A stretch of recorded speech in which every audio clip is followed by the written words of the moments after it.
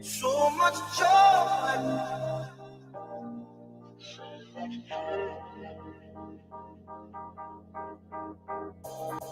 Vamos a recibir entonces a Martina para que converse con nosotros.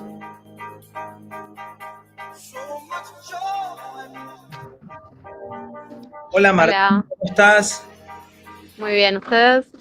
Bien, todo muy bien, por suerte. Gracias por recibirnos unos minutos para conversar sobre la película. Bueno, muchas gracias a ustedes por el espacio. Sabés que hoy me surgió la reflexión acerca de lo que estaba la noticia acerca de la situación de Beatriz Sarlo, ¿no? Respecto a que el portero al final puede ser el que reciba la herencia de su departamento, no sé si Sí, de sus cosas, sí, por lo menos es lo que expresó ella en una nota, en un papel, que bueno, después la justicia actuará.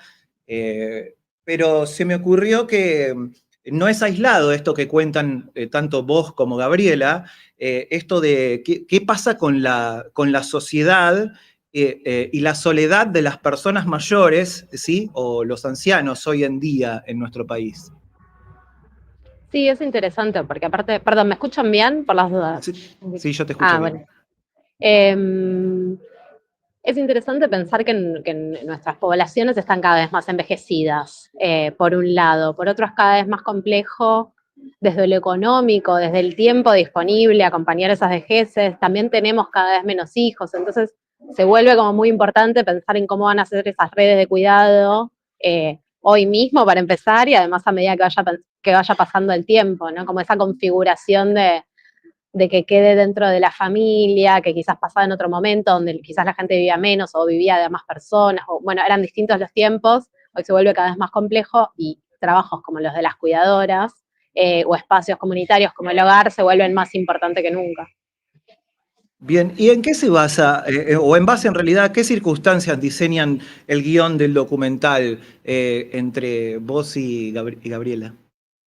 Bueno, la verdad que cuando conocimos a cuidadoras trans que estaban trabajando en un hogar y vimos del curso del que venían, nos pareció una idea súper interesante. Así que fuimos a conocer un poco más, a indagar, a conocer el hogar, a conocerlos a ellas, conocer a los residentes y a medida que fuimos indagando ahí nos convencimos de que había una historia para contar. Por un lado, por esto, por esta salida laboral, pero sobre todo por este encuentro y los vínculos que se iban formando, ¿no? Que eran, bueno, nada, que nos parecían vínculos súper interesantes y quizás impensados o que no conocíamos. ¿Y cómo pergeñaron tanto buen augurio y calidez, ¿no? Como una especie de evangelio extraviado que se preocupa por las disidencias en estos tiempos crueles, ¿no? Y oscuros, en los que prolifera el individualismo y el desprecio por el prójimo. Fue como, bueno, fue un poco, nosotros vamos a filmar lo que se da, ¿no? Digamos, ese encuentro se da, podría haber sido de otra manera y es un encuentro que se dio como se dio.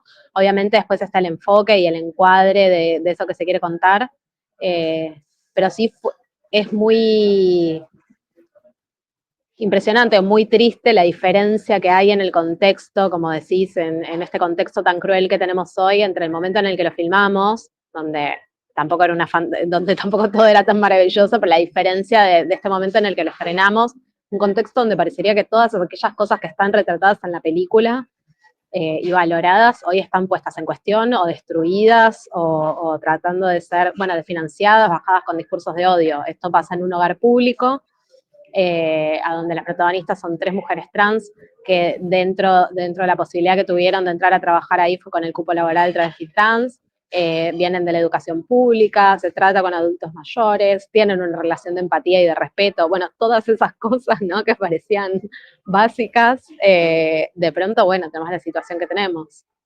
Pensar que íbamos a estar cada miércoles con represión a jubiladas en la plaza hubiese parecido, ¿no? Bueno, no nos hubiésemos imaginado que podía cambiar tanto tan rápido. ¿Cómo es que lograron entrometerse en el hogar de ancianos cuando todavía estábamos transcurriendo la pandemia? Bueno, en realidad nosotros habíamos empezado a filmar antes de la pandemia, en otro hogar y con otras cuidadoras. Eh, Estuvimos ahí mucho tiempo. Uno empieza a trabajar en un documental mucho tiempo antes de empezar a filmar, así que estuvimos muchísimo tiempo ahí conociendo, integrándonos a la comunidad. Habíamos empezado a filmar y todo, y mucho tiempo. Y de pronto estalló la pandemia, se cerró el hogar, no pudimos entrar más. Y eso fue durante mucho tiempo en donde veíamos, tratamos de pensar muchas formas de darle la vuelta hasta que finalmente nos dimos cuenta que esa película ya no se iba a poder hacer porque aparte en el medio cambió el hogar, cambiaron los residentes, las cuidadoras por diversas razones habían dejado de estar ahí. Entonces, durante la pandemia nosotros nos abocamos bastante a trabajar con una asociación que es referente nuestra, que se llama La Mocha Celis, que tiene distintos programas de inclusión, y entre ellos durante la pandemia estuvieron organizando lo que se llamaba el Teje Solidario, que era como una ayuda en urgencia durante la pandemia para las personas trans, y de ahí empezó a surgir como una inquietud de muchas personas de buscar algún tipo de curso, de taller, de alguna salida laboral quizás distinta a la que venían haciendo, que les dé un poco más de estabilidad, porque fue muy tremendo el momento de la pandemia. Y ahí es que el curso que habían estudiado las cuidadoras anteriores ya nos estaba dando, pero ahí, bueno, fue que entre nosotros, entre la Peli, la Mocha, distintas asociaciones, la UNTREF, la Cruz Roja, la DINAPAM, se organizó otro nuevo curso de cuidadoras. Después esas cuidadoras hicieron una pasantía en este hogar Santa Ana, y entonces nosotros entramos en este hogar Santa Ana ya pasada la pandemia, pero bueno, en ese momento medio extraño donde quizás todavía las cuidadoras iban con barbijo para cuidar a las residentes, y nosotras filmamos con barbijo también, pero la pandemia ya había pasado, ellos estaban fuera de riesgo, tampoco estaban usando barbijos, pero bueno, todavía se sentía ahí eso que acaba de pasar, porque uno de los lugares más tremendos donde pegó la pandemia fueron en esos hogares. ¿Y ustedes se imaginaron cuando visitaron por primera vez el primer hogar que iban a hacer un documental sobre esta temática? ¿O es algo, ya tenían una idea, estaban queriendo buscar algo que las impulse a desarrollarla? Nosotros venimos trabajando siempre desde la militancia, distintos trabajos desde la diversidad, entonces sí, cuando entramos al hogar ya era tratando de adentrarnos en esta historia y viendo si, bueno, eso, conociendo más y viendo si todo eso que sospechábamos e intuíamos estaba ahí. Pero sí entramos determinadas y es algo con lo que venimos trabajando desde antes. Les recuerdo y les comento que estamos conversando con Martina Matskin, que es quien coescribió y codirigió la película con Gabriela Guasov, Cuidadoras. Es una película argentina nacional que tiene estreno en el día de mañana, tanto en Cine Gaumont como en Cines de La Pampa, Santiago del Estero, Quilmes, y no sé si me olvido alguno más.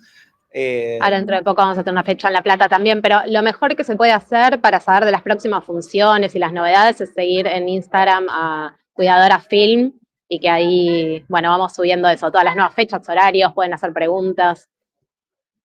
Bueno, entonces ya saben, pueden, entonces, para saber de los horarios, estar al tanto de los horarios y de las salas, @cuidadorasfilms en Instagram. Te voy a hacer una pregunta, Martina, un poco más puntual. ¿Qué sugiere para vos la analogía con las hormigas en la película? Es interesante. Bueno, primero nos pareció muy interesante porque contaba mucho del personaje. Esto que le digo, es un mundo muy interesante de ella que no queríamos dejar que esté, porque cuenta mucho acerca de ella, de su originalidad, de su inteligencia, de muchas cosas. Y además, bueno, esto acerca de la vida en comunidad, del cuidado, ¿no? Como es gracioso, pero salía del hogar de cuidar a todas esas personas y volvía a la casa y se ponía a cuidar hormigas. Hay que tener ganas. Y en algún momento nos dimos cuenta que había algo como de esta conexión del cuidado y de la alimentación, como creo que hay cerquita un plano donde donde hay algunas de las residentes dándole de comer a las palomas, que es algo que pasa mucho. Eh, Hay una perra también, como que hay algo de la convivencia, del cuidado, en donde yo creo que la película a veces nos deja preguntarnos un poco quién está cuidando a quién, por más que algunas sean cuidadoras, ¿no? Como que hay algo en esos vínculos de cuidado que tienen un ida y vuelta en el hogar, y me parece que las hormigas hablan un poco de eso a su manera. Ahora, ustedes ya tenían registros previamente de cuando filmaron en el primer hogar, y no se les ocurrió que iba a ser más difícil hacerlo nuevamente y encima en pandemia. Sí, pero los documentales no son cosas fáciles. No, la verdad es que siempre buscamos la mejor manera de contar algo. En ese lugar era muy difícil continuar con la historia que funcionara, y aparte nos parecía muy interesante algo que esta nueva vuelta el documental nos dejó, que es entrar al lugar desde el primer día que entran ellas a trabajar. Entonces poder ver ese aprendizaje desde el día uno, ese entrar en contacto, meterse en la comunidad, aprenderse los nombres, como todo eso que va pasando a lo largo de un año en el que estuvimos filmando, es súper rico. Y eso quizás en este primer intento ya eran personas que estaban trabajando ahí, entonces nos perdíamos eso, que fue muy lindo. Bueno, estamos entonces terminando la entrevista aquí con Martina, que nos permitió unos minutos para conversar con ella acerca de su película que se estrena el día de mañana, como les dije. Hice algunas observaciones, ¿no? Como que me interesó mucho de la película todo este trabajo de como estos planos fijos de bordados de simetrías, ¿no? Que a la vez le generan un gran aporte a este lenguaje en el cual parecen que se han obtenido las tomas exactas, ¿sí? Para generar como esa empatía en el espectador y esa calidez humana que transmiten o que se pueden transmitir entre los ancianos del hogar, tanto en conversaciones, situaciones, acciones, diálogos, sí, que se dan tanto entre estas tres mujeres trans y los ancianos, que sinceramente me parece que muy logrados los testimonios, ¿sí? Y ahí es cuando comprendo un poco mejor por qué esa obsesión de, cuando ya tenían registros acerca de esto, en circunstancias peores, hacerlo nuevamente, ¿no? Así que ahí es cuando se comprende el logro cinematográfico. Así que nada, te quería felicitar porque realmente me gustó mucho el documental y bueno, deseamos que concurra la mayor cantidad de gente posible a verlo. Muchísimas gracias, estaría buenísimo. En general estaría buenísimo, creo que en estos tiempos más todavía, así que espero que puedan ir a verla, que les gusten, nos pueden escribir después lo que les parece, y muchísimas gracias por el espacio para charlar y para compartirlo. No, por favor. ¿Cuáles son las expectativas que vos tenés sobre esta película? De lo Que que se pueda llegar a vea lo suceder más con el público. posible, que se vea lo más posible, que genere un poco. A mí me parece que gran parte de lo que está pasando ahora se basa en discursos de odio, pero también esos discursos de odio se aprovechan de mentir un montón y de trabajar con el desconocimiento, ¿no? Como hay que construir esa destrucción. Entonces, un documental que viene a atestiguar cómo muchas de esas cosas que se cuestionan.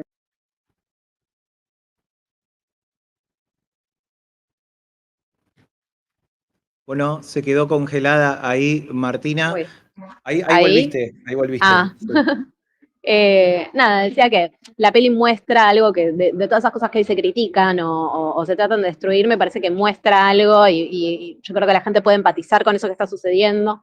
Y entonces muestra ese valor quizás para contrarrestar un poco este discurso imperante hoy, al menos desde muchos gobiernos como el nuestro, que un poco en contra. Entonces, bueno, eso me parece que sería interesante que movilice, que sacuda y que dé testimonio de algo que un poco en contra de ese discurso.